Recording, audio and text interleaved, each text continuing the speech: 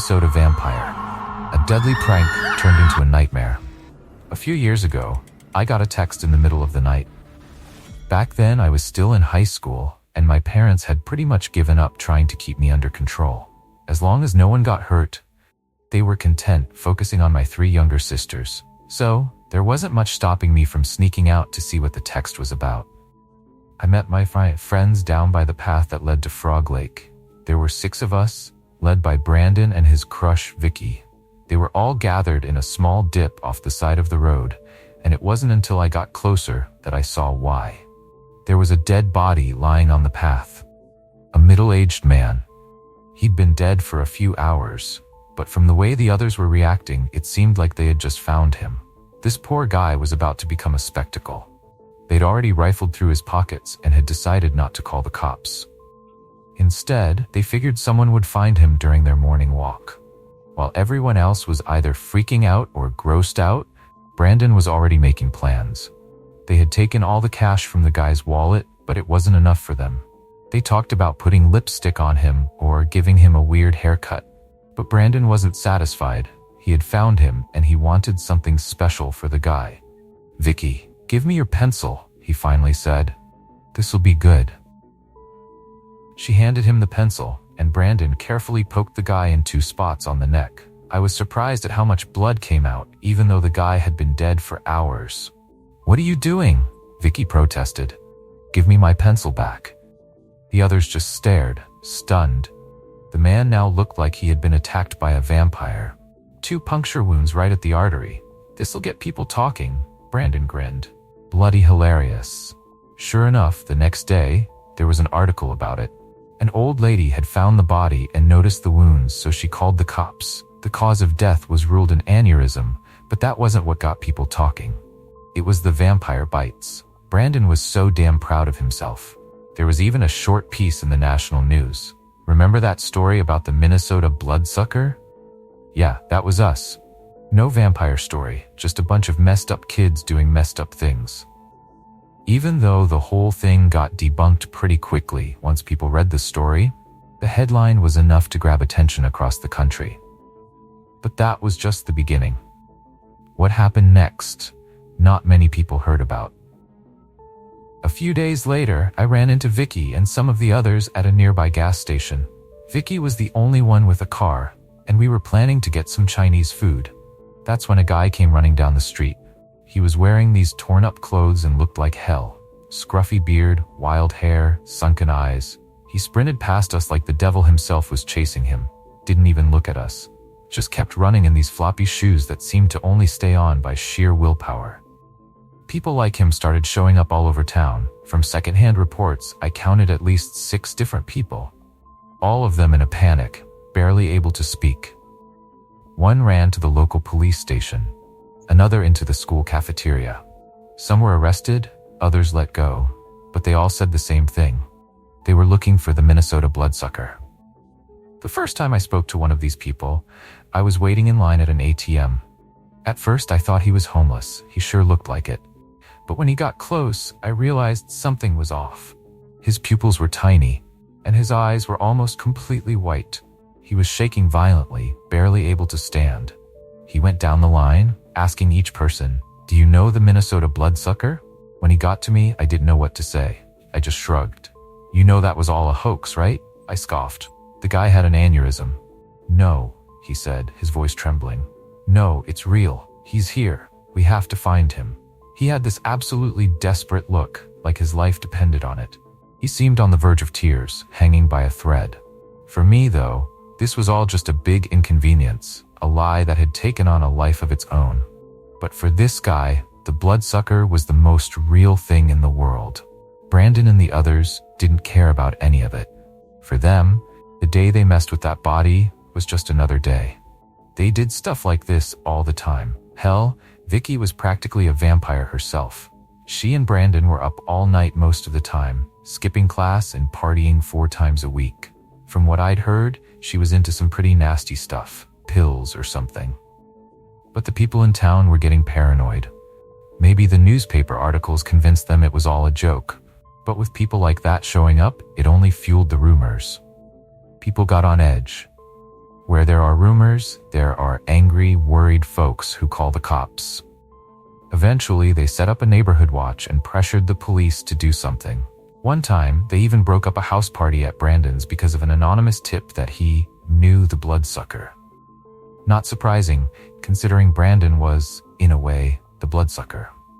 One Friday night, Brandon invited us all to another party at his place. Given how the last one went, I wasn't interested. Plus, it was almost midnight, and I was already tucked in bed, so I just ignored the invite. The next day, I went to his house for lunch like we usually did on Saturdays. But he'd been unusually quiet. When I got there, Vicky's car was in the driveway. Brandon's parents had gotten him his own place about a year ago, so there was no one there to check on him. Still, I had a bad feeling. Vicky didn't usually like staying the night anywhere other than her own place. When I walked in, I could tell something had happened.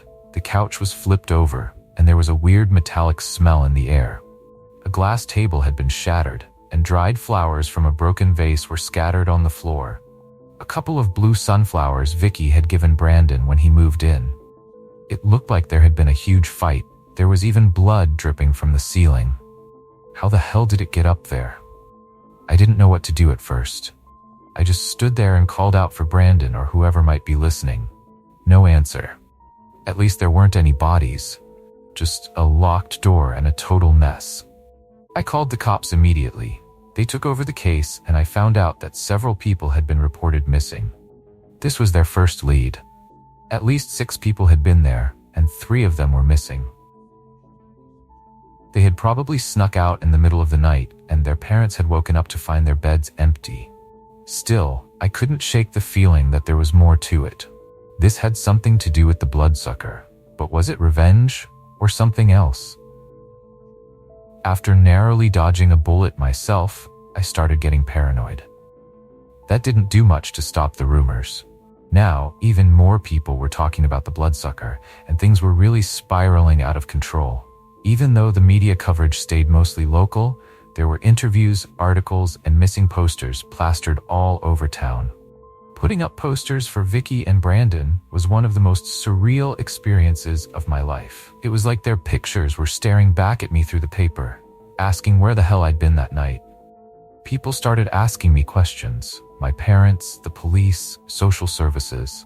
A lot of folks thought I knew something, and of course I knew all about Brandon's stunt with the body, but I didn't say anything. Not directly. Besides, I didn't think it was relevant yet. It was just a dumb rumor, so I kept my mouth shut. I had a lot of harmless conversations like that. Everyone was so friendly and understanding, but they kept pushing me over and over again. It was like they couldn't believe I had no idea where Brandon and the others had gone. "We just want to talk, find out how you're doing," they'd say. But all it did was paint a giant target on my back. Everyone knew how much time I spent with Brandon and the others, and as the days turned into weeks, people got desperate. I got dozens of calls a day. I remember one call from a newspaper trying to ask about them, and I just yelled, "I don't know a damn thing." Snap, maybe the bloodsucker got them. I probably shouldn't have said that. I really shouldn't have said that. It only made things worse. I got hauled into the police station, interrogated, and was even called into a meeting with my school counselor and my parents. There were endless calls from newspapers, worried parents, and even a few crazies from the internet. The Minnesota bloodsucker was back in the headlines. People don't just disappear. I stopped going to school. Those awful moments between classes or when I was walking alone started eating at my nerves. I thought I could hear people whispering behind my back or see strangers watching me from a distance. That stupid rumor about the bloodsucker had taken over my life. I thought about telling the truth. I really did. But after lying for so long, you can't just flip your story overnight. My parents got me a cheap car so I could drive straight home from school. But cheap cars are cheap for a reason. One night, in late May, it broke down on the highway. I'd been careless, spending some time with a friend after school.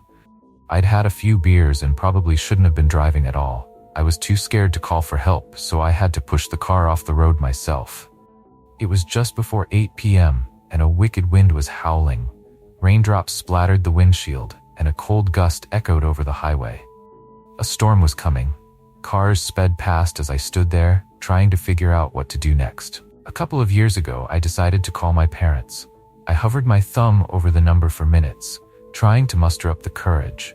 I'd been a real pain lately, and the faint smell of beer on my breath didn't help things. But nothing could have prepared me for what happened next. It all happened so fast. One of those ragged men had climbed onto my car with a crowbar, and just as I hit the call button, I was showered with glass. Hands reached through the shattered window, grabbing at me. I thrashed around, kicking towards the passenger seat, trying to get free. I didn't even notice my hands were bleeding. Looking back, there are gaps in my memory. I was panicking, and I can't remember if I screamed or not. But I do remember my throat being raw when I finally came to. All I was trying to do was get away, but there's one moment I remember very clearly. As I scrambled out the other side of the car, I locked eyes with the man who'd attacked me. This time, his eyes were completely white.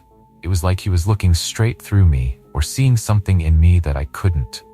But those eyes, they haunt me. That's the one thing I can't forget. I just ran.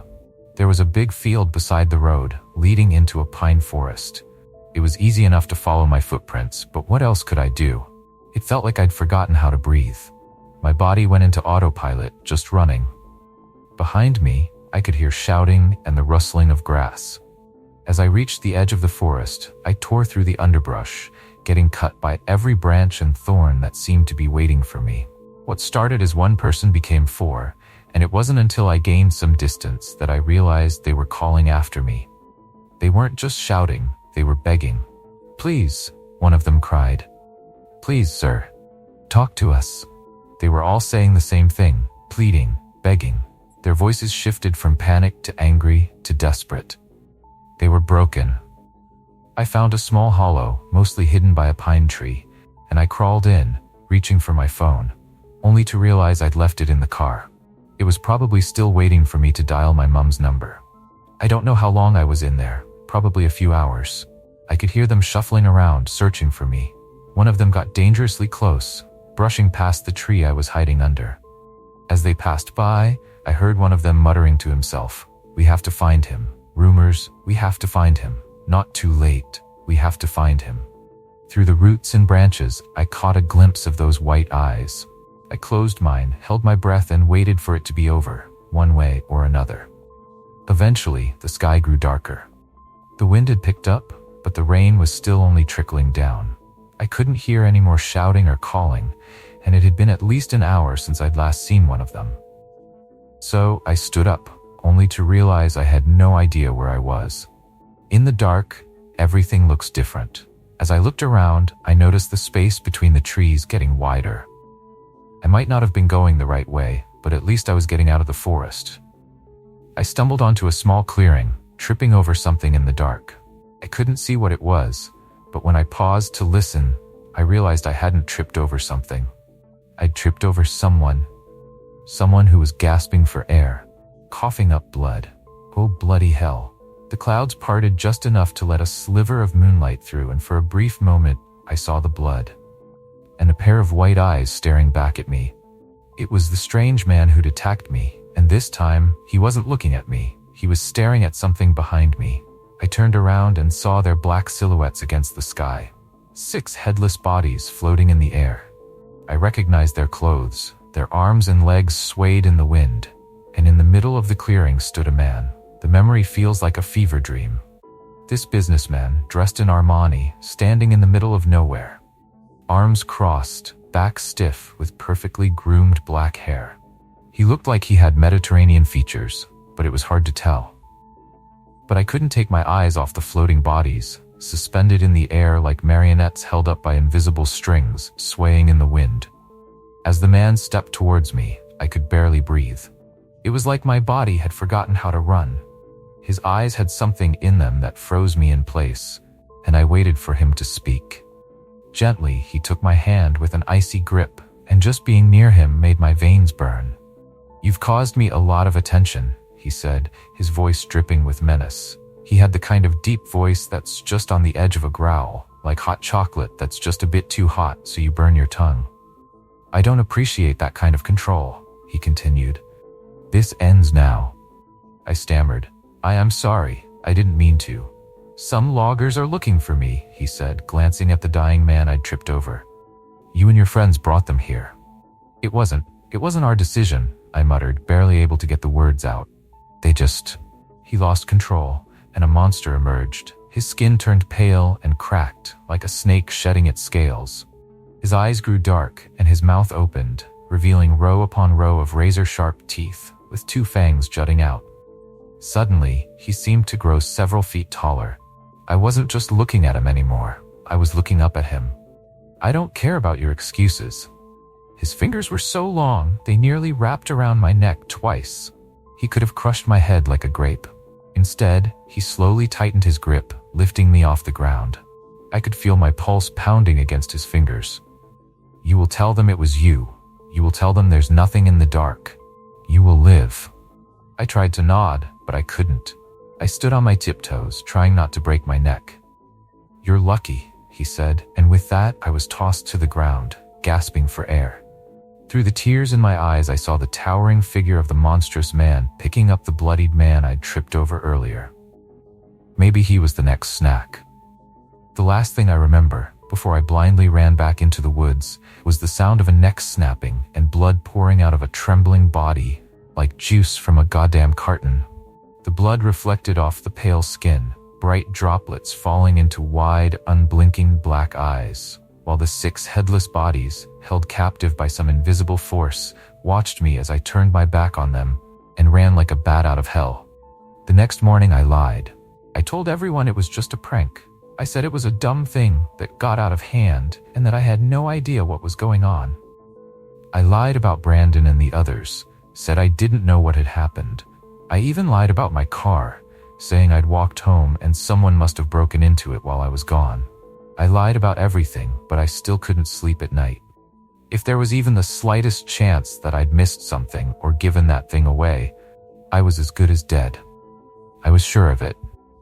Now, a few years later, I feel like it's time to say something. Posting anonymously online isn't much, but it's a start.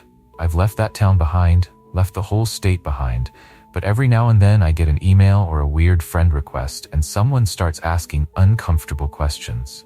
And to this day, I still lie. It weighs on me. I'm just a bloody human, and I'm not built to deal with this kind of stuff. Not again.